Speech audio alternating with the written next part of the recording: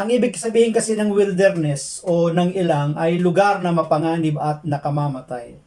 Ang isa pang kahulugan ng wilderness ay teritoryo ni Satanas. Mapapansin natin sa ating pagbasa na si Jesus ay hindi lang nagpapagaling ng mga karamdaman ng mga panahon na yon. Siya rin ay nakakapagpalayas ng demonyo. At walang demonyo na hindi suko sa kanya. Lalahanin natin na pagkatapos mabautismuhan ni Juan Bautista ang ating Panginoon, bumaba ang Espiritu sa kanya at narinig ang tinig. At dinala siya ng Espiritu Santo sa ilang na ang ibig sabihin ay lugar na mapanganib at nakamamatay. Ang ibig sabihin kasi ng wilderness o ng ilang ay lugar na mapanganib at nakamamatay. Ang isa pang kahulugan ng wilderness ay teritoryo ni Satanas. Stronghold niya yun eh. Lugar niya yun eh. So kapag sinabing ilang, lugar na mapanganib, nakamamatay, teritoryo ni Satanas. At sabi ng Matthew chapter 4, tinalo at nilupig ni Jesus ang lahat ng pamamaraan ni Satanas para siya ay tuksuhin. Hindi nanalo ang kalaban sa kanya. Ang tanong ay, bakit pumunta si Jesus sa ilang sa pamamatnubay ng Espiritu Santo? Sapagkat sa kanyang pagsisimula ng ministry niya, kailangan niya munang patahimikin, talunin, lupigin si Satanas at ang kanyang mga demonyo bago siya magsimula ng kanyang ministeryo.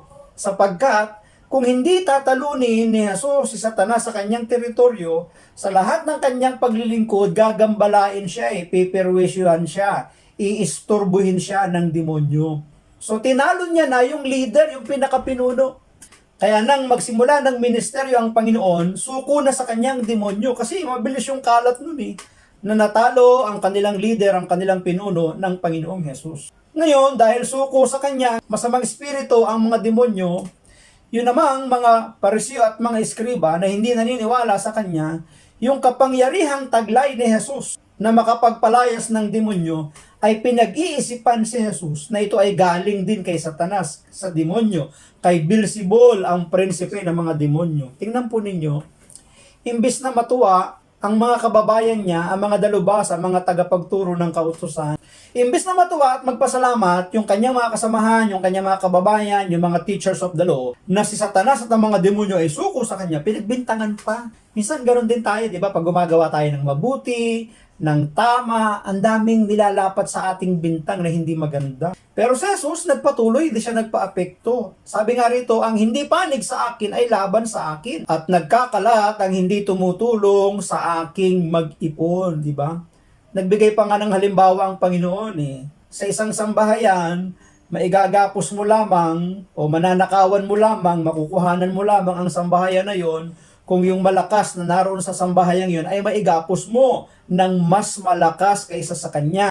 Kailangang malupig mo muna siya bago mo makamkam ang lahat ng pagmay-ari niya. So ipinapakita sa ating pagbasa na si Jesus ay may mas malakas, mas makapangyarihan kaysa Satanas at sa kanyang mga demonyo. Kaya mababawi na ngayon ni Jesus ang mga pinapahirapan, ang mga inaalipin, ang mga sinasapian ng demonyo, yung mga taong pinapahirapan, sinasapian ng demonyo, mababawi na ng ating Panginoong Yesus. Bakit? Sapagkat si Jesus ay mas malakas kaysa Satanas at sa mga demonyo. Diba? Marahil kung nasa kalagayan tayo ni Jesus, sasama ang ating loob. Totoo yun eh. Pwedeng sumama ang loob eh. Maganda na yung intention mo, maganda na yung motibo mo. Dapat nga, pumalakpak sila, magpasalamat sapagkat lumalaya, napapalayas ni Jesus yung mga demonyong sumasabi at nagpapahirap sa isang tao. Eh kung ikaw yon, pwedeng sumama ang loob mo kasi mabuti yun eh. Nakakatulong ka na pero pinagbibintangan ka pa, di ba? Sa halip na pasalamatan sa ginawang pagpapalaya sa demonyo, pinaratangan pa siya ng ilan, nakakampi ni Beelzebul. Masakit talaga yun, yung paratangan ka. Alam mo naman yung iyong ginagawa, mabuti. Ang layunin mo, makakatulong ka. Si Jesus, ganun eh. Pagkatapos, pagbibintangan ka, yung demonyong pinapalayas mo, ibinibintang na yung kapangyarihan mo, galing din sa kanila. Ano yung laro? Ano yun, naglalaro lang. Sino ba ang matutuwa sa gayong kawalang katwiran? No nga naman, di ba? Hindi ka matutuwa doon. Ngunit, bilang tunay na mahusay na guro, handa si Jesus na umunawa sa kanilang pag-iisip. Matiyagan niyang itinutuwid ang baluktot nilang pangangatwiran at nagbabala sa posibleng maganap kapag sila'y hindi magbabagong loob. Tama, Si Jesus ang maamong guro. O, di ba? Mag-aral kayo sa akin, lumapit kayo sa akin sapagkat magaan ang pamatok na ipapapasan ko sa inyo. Tingnan po ninyo. Inuunawa at iniintindi ni Jesus yung mga tao na baluktot yung kanilang pangangatwiran, baluktot yung kanilang mga nalalaman, yung kanilang iniisip, pero sinasabi ng ating pagninilay, bilang tunay na mahusay na guro ang ating Panginoong Yesus, handa si Jesus na unawain ang kanilang pag-iisip. Matiyaga niyang itinutuwid ang baluktot nilang pangangatwiran.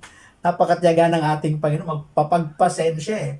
Kung sa iba-iba yan, dahil sa kanyang kapangyarihan, pwede na silang lupigin eh. Pwede na silang parusahan, di ba? So, inuunawa na Jesus yung kanilang mga baluktot na pangangatwiran, baluktot na mga pag-iisip, matiyagang itinutuwid ng ating Panginoon yung kanilang mga pangangatwiran, at hindi lang yon, meron siyang babala sa posibleng maganap kapag sila hindi magbabagong loob. O, di ba?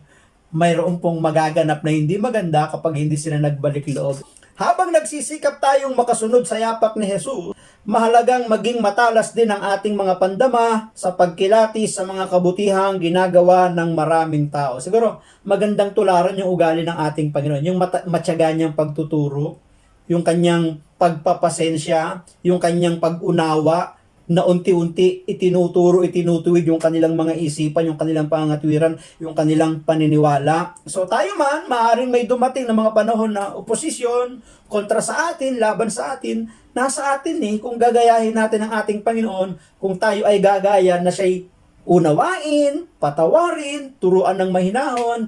Magandang tularan ng ating Panginoon, kaya lang, siyempre, tayo kasi tao, limitado, wala naman tayo kapangyarihan Pero sa tulong ng Espiritu Santo, bibigyan tayo ng pagpapasensya, di ba?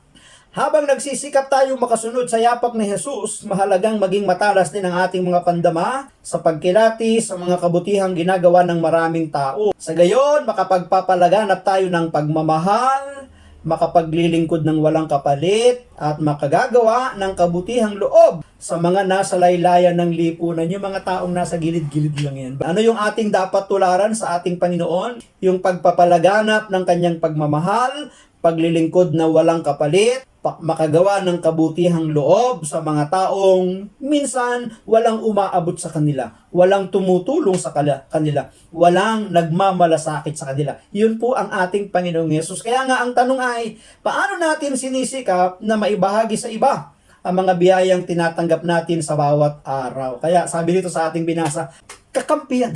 Dapat ang pagkilala, pagkilatis, pagtingin ng mga tao kay Jesus, kakampi natin yan. Sapagkat pinapalayas niya ng mga nagpapahirap sa ating mga mahal sa buhay. Pinapalayas niya ang demonyo, pinapalayas niya ang masamang espiritu, umaalipin, sumasakit sa tao, di ba? Dapat yun ang ating gawin, kakampi yan. Sapagkat sinasabi ng ating Panginoon, ang hindi panig sa akin ay laban sa akin, at nagkakalat ang hindi tumutulong sa aking mag-ipon. Hindi naman tayo nagkakalat Panig naman tayo sa ating Panginoon Kaya nga kakampi natin ang ating Panginoon. Ano ang hamon? Paano ba natin sinisikap na maibahagi sa iba ang mga biyayang tinanggap natin? Maaaring hindi maganda sa kanilang pagtingin, maaaring mayroon silang pintas dahil baluktot yung kanilang pangunawa, yung kanilang pangangatwiran, yung kanilang pagtingin, pero katulad ng ating Panginoong Yesus, ipinapalaganap niya yung kanyang pagmamahal, paglilingkod ng walang kapalit, makagawa ng kabutihang loob sa mga taong nasa gilid ng laylayan ng lipunan. Thank you, God, for everything.